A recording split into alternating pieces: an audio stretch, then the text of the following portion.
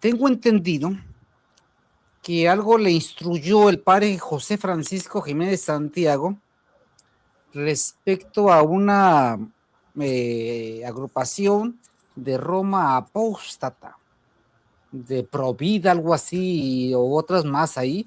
¿Cuál era su comentario de respecto a eso? Pues siempre he querido, desde la trinchera de uno, impulsar, proteger de alguna manera, o impulsar más bien a las mujeres o a los grupos más vulnerables, ¿no? Me instruyeron en que ingresar al grupo de Provida, que no sabía que era, pues, que era anticatólico, ¿no? Porque está fuera de la iglesia, porque no es iglesia. Entonces, trabajé con ese objetivo y fui presidenta estatal de Provida, aquí en Baja California Sur. Ya logré ese propósito, después que tendríamos que, o sea, yo no quería... Había otra agrupación, si mal no Sí, recuerdo, ¿no? sí, Que era más sí, cercana a la masonería.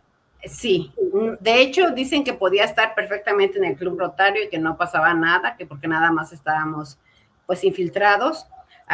Vino una persona, Perdón que interrumpa, maestra.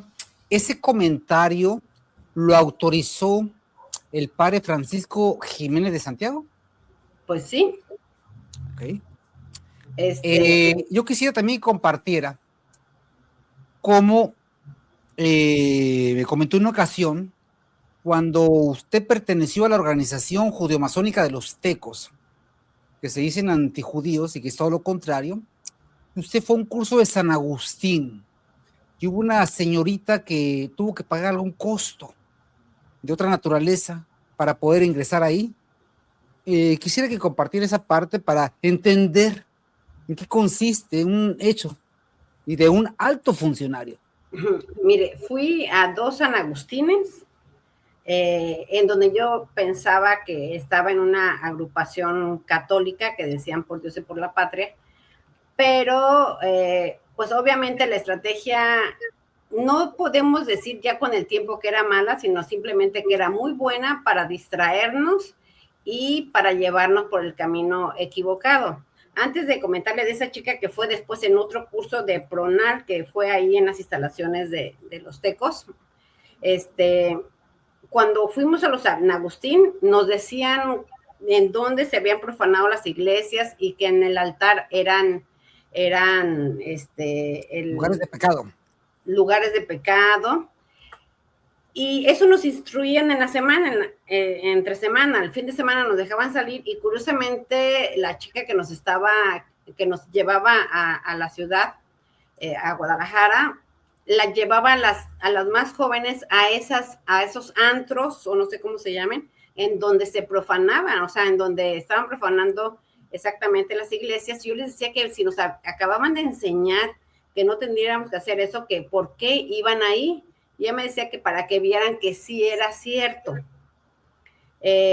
Después, bueno, había muchas alomarías, ¿verdad? Ahí en estos cursos. Perdón que interrumpa, maestra. A ver, amados hermanos, algunas personas tienen a la organización de los tecos como si fuera una santidad misma. Estamos hablando de que este San Agustín fue a un costado del Hospital Ángel Leaño, Así es es. lo que se le conoce como el Cerrito, y en esa persona se encontraba la esposa, la señora Marisela Villescusa, esposa del difunto Gustavo Aroveina. O sea, era esposa de un jefe muy importante de un lugar. Era la encargada de corromper. Y ante sus ojos pasaban cuestiones de tipo de lesbianismo.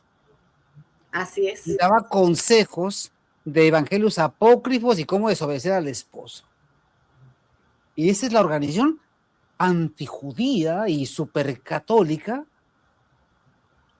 Y dirá alguno, es una excepción. No, más arriba está peor.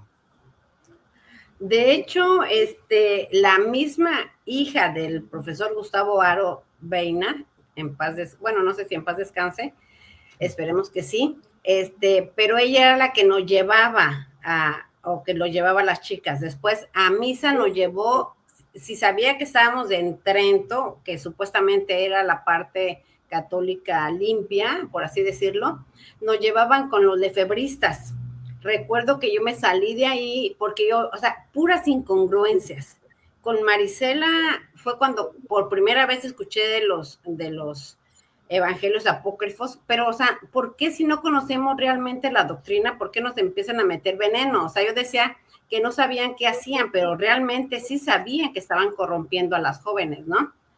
Cuando yo salí, eran cuartos individuales y efectivamente, como usted dice, en la mañana que yo salía, porque cuando me tocaba tocar la campana, pues salía antes de que todo el mundo saliera de su cuarto, y veía que de un cuarto que era individual, con una cama individual, salían dos chicas. Y le dije a Marisela, me dice, ay, no, es que, pues tienen miedo. Y en una ocasión, una donde había otra chica, había otra hija de Marisela, o sea, una nos corrompía llevándolos a los antros, o los corrompía a las jóvenes llevándolos a los antros, y la otra le daba medio de la noche y se dormía con otra chica. Entonces, bueno, Nos reservamos de dar más detalles. Sí, a lo mejor sí tenían miedo, ¿no? Pero bueno. Quisiera comentar. Adelante, más adelante. Ajá, y también en otra reunión, que es lo que usted comenta de Conal, que fue también ahí en el Cerrito, cuando llegamos, me llamó la atención que la Virgen de Guadalupe estaba sostenida en una pared con un ladrillo, así como usted lo escucha. Era una imagen de papel no bien cuidada, que estaba en la pared y en la parte superior estaba detenida con un ladrillo. A mí se me hizo una falta de respeto, porque si se supone que somos una agrupación política católica, entonces, bueno, pues hay que respetar a la Madre de Dios.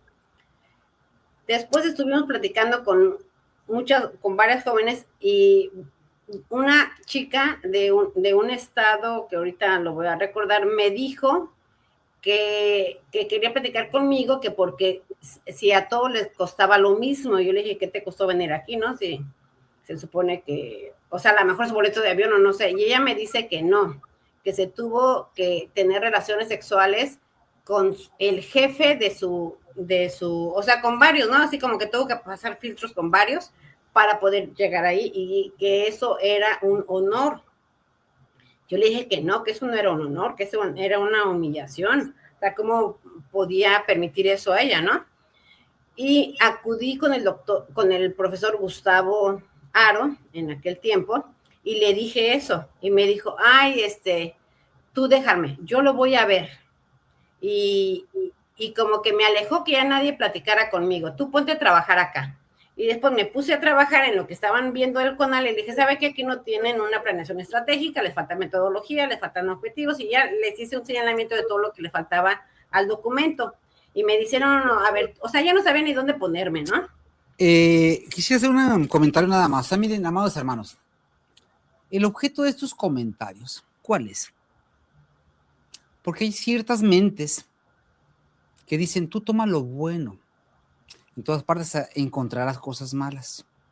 El problema está que eso está organizado desde la cabeza. El secretario particular del rector, que fue convertido del judaísmo al catolicismo, entre comillas, que era Rubén Quirós, pues era un degenerado homosexual, degenerador de todo lo que tomaba enfrente, compadre de Gustavo Airo. Bien. Sucede que es una podredumbre donde nadie es responsable. La zona de Torreón, donde viene el padre Francisco Jiménez, satanismo, robo de las especies sacramentales en la misma iglesia.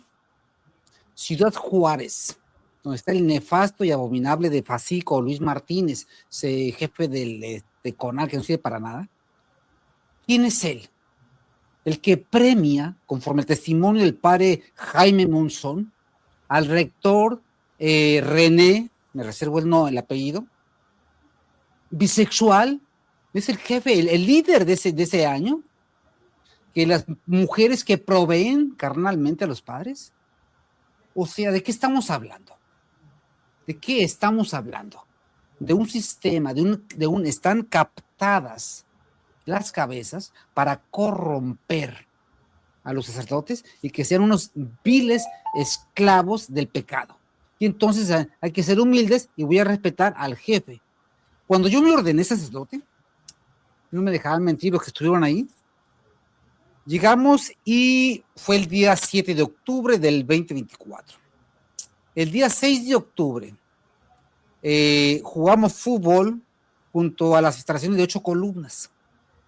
Estaba ahí el rector, el inmundo, el puerco, con toda su comitiva, y por supuesto estaban instalaciones de primer nivel, mujeres bastante apetecibles según el ojo humano, una comida y bebidas, y el señor obispo y todo el clero. Entonces, ¿qué significa? ¿Cuál es el mensaje, no? Porque se supone que los seminaristas pues tienen que estar en oración. Significa, como muchas escenas más, mira, si estás cerca de mí, lo tendrás todo. O sea, yo soy el Papa. Y mientras más ínfimo esté el nivel del clero, tiene que voltear hacia arriba, así como para ver al que se cree jefe, cuando es una inmundicia. Porque quede 10, 20, 50, 100 mil pesos al mes, por eso, ¿va a merecer eso?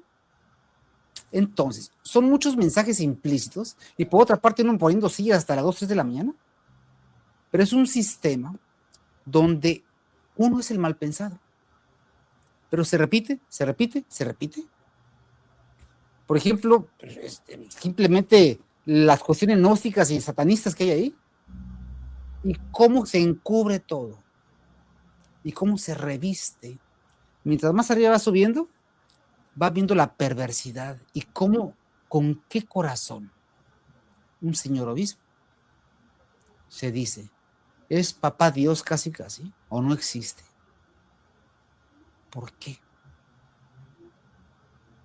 ¿Dónde está la santidad? ¿Dónde está el amor a Dios? Por eso lo decimos. Por eso es una judeomasonería.